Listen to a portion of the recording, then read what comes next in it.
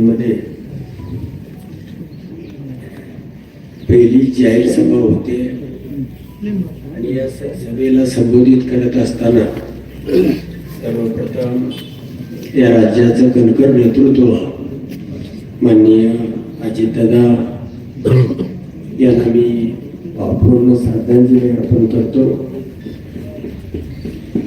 जिल्हा परिषद पंचायत समिती निवडणुकीच्या निमित्तानं ही जाहीर सभा आहे आणि ही सभा होत असताना निमगावमध्ये या बाजूने माझी पहिली सभा आहे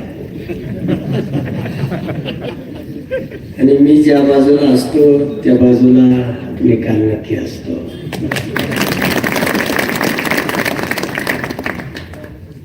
खरं तर निमगाव आणि हा भाग केदारखालचा हा समृद्ध भाग आहे. इथला प्रत्येक माणूस उंचीचा आहे, ताकदीचा आहे, वैचारिक आहे, लढवई आहे. आज राज्यावरती या जिल्ह्यावरती एक भयानक संकट घोंगावत आहे. लोकशाही गिळंकृत करण्याचा काही या सगळ्या व्यवस्था प्रयत्न करतायत आणि अशा परिस्थितीमध्ये ही निवडणूक होते. निवडणूक ही काय कुणाला जिंकण्याची किंवा हरवण्याची नाही, आपल्या उद्याच्या सजग पिढीची, भविष्याची, स्वाभिमानाची, प्रतिष्ठेची आणि आपलं अस्तित्व राहणार का नाही. आपण गुलामीकडे ते लोटलो जाणार नाही ना, अशा उंबरठ्यावरती ही निवडणूक येऊन घेतलेली आहे. आपण लोकसभेला मोठ्या हिमतीनं लढलो, विधानसभेलाही मोठ्या हिमतीनं लढलो आणि विधानसभेमध्ये त्यांनी त्या ठिकाणी EVM मशीन चालवलं. त्यानंतर नगरपालिका निवडणुका आपण जिल्ह्यामधले लढलो, जिंकल्या. त्याच पद्धतीनं या जिल्हा परिषदेवरती या भारतीय जनता पार्टीचा एक डाव आहे की तुम्हा सगळ्यांना या जिल्ह्यामधलं नेतृत्व हटवायचं आणि या जिल्ह्यावरती पुन्हा आपलं नेतृत्व प्रस्थापित करायचं. अनेकांना त्यांनी पक्षामध्ये घेतलं, अनेकाचं त्यांनी नामोनिशाणी ठेवलं नाही. राज्यामधले अनेक अशोक चव्हाणापासून सगळी जी मंडळी आहे आज ती बाजूला करून या ठिकाणी 500 किलोमीटरवरनं आणलेला हा माजी आमदार हा कसा थैमान घालतोय, नगानाच करतोय, दहशतवाद करतोय. सरकार त्याच्याच पाठीशी का उभं राहतंय. मटका गुटखा गांजावाल्याचं का राज्य या तालुक्यामध्ये थैमान घालतंय. अशा परिस्थितीमध्ये आपण ताकदीनं उभं राहिलं पाहिजे. आपल्या भविष्यासाठी या निवडणुका तर होऊन जातील, पण याही पलीकडे आपली दृष्टी गेली पाहिजे आणि त्यासाठी आपली ही लढाई आहे. म्हणून आम्ही या ठिकाणी शिंदे साहेबांची शिवसेना असेल, अजितदादांची राष्ट्रवादी असेल, RPIचे सगळे नंदुरबारसह सगळे गट आम्ही सोबतीला आठवले साहेबांच्या गटासहित सगळ्यांना सोबतीला घेतलेलं आहे. अनेक शेतकरी संघटना आहे, सगळ्यांना सोबत घेऊन आपण ही निवडणूक लढतोय. पण आपली दृष्टी या निवडणुकीच्या पलीकडे सुद्धा गेली पाहिजे. आज सगळ्या न्याय व्यवस्था असेल ती टाचाखाली भरडली गेलेली आहे, सगळ्या मीडिया विकलेल्या आहे. संसदेमध्ये EVMच्या माध्यमातून लोकसभा असेल, विधानसभा असेल, सगळं गिळंकृत केलेलं आहे. आज कुणाचाही या सरकारी ED, CBI सगळ्या संस्थांचा गैरवापरातून सगळ्यांना त्या ठिकाणी आपल्या टाचाखाली घेण्याचा प्रयत्न सुरू आहे आणि अशाही परिस्थितीमध्ये हा जिल्हा सामर्थ्यानं लढतोय. उद्याचं भविष्य हे आपल्याला घडवायचं आहे. तुम्हाला पुन्हा या तालुक्याला वैभवाचा दिवस आणून द्यायचे आहे.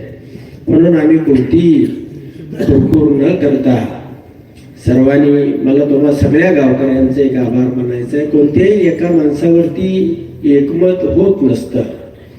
अनेकांची मतमतांतर असतात, अनेकांच्या इच्छा असतात. आमच्या दत्तूनानाची इच्छा होती, अनेकांच्या इच्छा होत्या, पण आपण सगळे एक दिलानं ह्या गावाला, त्यासाठी मला नक्कीच अभिमान वाटेल अशा पद्धतीनं तुम्ही सगळेजण एकत्र, वकील आबा या ठिकाणी बसलेले आहेत, सगळे तुम्ही एकत्र या निमित्तानं आलेला आहात. खासदाराने मला पुढं 4 सभा आहेत, आता मी बोलून पुढच्या सभेला जाणार आहे. तुम्हाला फार काय सांगावं अशी परिस्थिती नाही, पण तुम्ही ताकदीनं लढा, उठा. तुमच्याकडे सामर्थ्य आहे. नुसते एवढ्या गटापुरतच नाही, या गटाच्याही पलीकडे जाऊन ज्या ज्या ठिकाणी तुम्हाला तुमची शक्ती, तुमची ताकद लावता येईल त्या त्या ठिकाणी आपण लढाई केली पाहिजे. आणि हे सामर्थ्य पुन्हा या राज्यावरती आपल्याला उभं करायचं आहे. गुलामगिरीपासून आपल्या या देशाला, राज्याला वाचवायचं आहे. त्यासाठी आपण लढूया.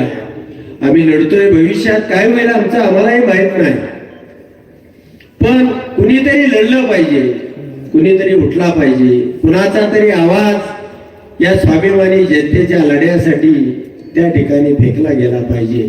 आणि यासाठी ही लढाई आहे. आणि म्हणून तुम्हा सर्वांना वेळ अगदी चुकीची असताना आपण एवढ्या मोठ्या संख्येने सगळी प्रमुख मंडळी आहात. गावगाड्यामध्ये माणसं अजून दारा काढणं, अनेक शेती भाताची कामं त्या ठिकाणी करतायत. सगळ्यांना येता आलं नाही, पण आपण सर्वांपर्यंत पोहोचवा. आणि ही लढाई उद्याच्या आपल्या भविष्याची आहे. अशा पद्धतीनं आपण लढूया. या ठिकाणी अजितदादाही आमचं बोलणं झालेलं होतं. आणि या तालुक्यामध्ये म्हणजे खासदार साहेब होते, आम्ही 4ही आमदार होतो. सगळा विषय भविष्याचा मध्ये सामर्थ्य देण्याचा, ताकद देण्याचा ठरलेला होता. या राज्याचं दुसरं नेतृत्व आदरणीय शिंदे साहेब, एकनाथजी शिंदे साहेब, त्यांनी सुद्धा म्हणजे त्यांच्याही विचारानं आपण या गटामध्ये उमेदवाऱ्या उभं केलेल्या आहेत. ह्या सुद्धा तुम्हाला सामर्थ्य देतील. तुमच्यासाठी कुठलाही निधी तर तुमच्यासाठी कमी पडणारच नाही, पण तालुक्यासाठी सुद्धा चौफेरपणानं आपल्याला अनेक योजनांमध्ये, अनेक संकट काळामध्ये त्यांची मदत होईल अशा पद्धतीची ग्वाही तुम्हाला देतो. आणि तुम्ही या पुढच्या 6-7 दिवसामध्ये तुम्हाला जे जे करता येईल या गटागणाबरोबरच या तालुक्यामध्ये सुद्धा, कारण इथले उमेदवार सगळे तगडे आहेत. मच्छिंद्र आबा असेल, दत्ताबाया असेल, बाबा माने असेल, तिन्ही उमेदवार चांगले आहेत, काम करणारे, धडपड करणारे आणि अनेक वर्ष या चळवळीमध्ये काम केलेली ही माणसं आहेत.